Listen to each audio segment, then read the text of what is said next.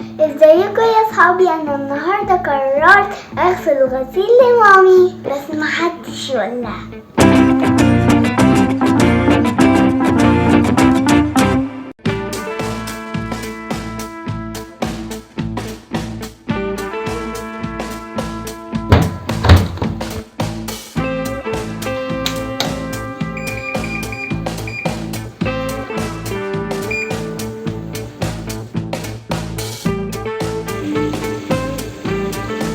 غسلت الغسيل لوحدي.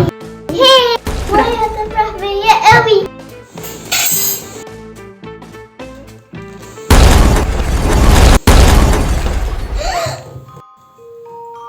ايه ده؟ ايه الصوت ده؟ ايه اللي حصل للغسالة؟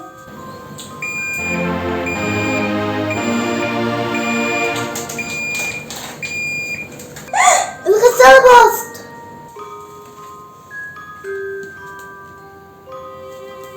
مامي انا سوري الغسالة باظت، حصل فيها مشكلة. مامي انا سوري عشان كنت بغسل وفي الغسالة كنت عايزة اساعدك. انا شفت كل اللي حصل يا جوجو، وعشان كده انت هتتعاقبي. انت هتقعدي في اوضتك لمدة 2 ساعات عشان اللي انت عملتيه ده غلط.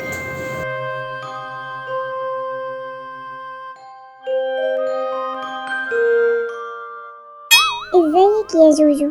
انا عارفة انك زعلانة عشان تعاقبتي، بس لازم تعرفي ان اللي انت عملتيه ده غلط كبير قوي. هو ايه؟ لازم تعرفي يا جوجو ان الاجهزة الكهربائية دي حاجة خطيرة جدا، وما ينفعش نشغلها واحنا اطفال.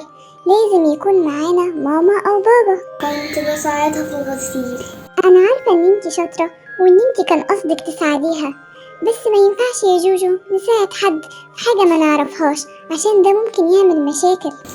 عندك حق يا كوكي، انا بس كنت عايزة اساعدها. خلاص ما تزعليش يا جوجو، بس المرة الجاية لازم تستأذنيهم. عندك حق يا كوكي، مش هعمل كده تاني. ولازم طبعا نسمع كلام مامي وبابي والكبار عموما. وهسمع كلام مامي.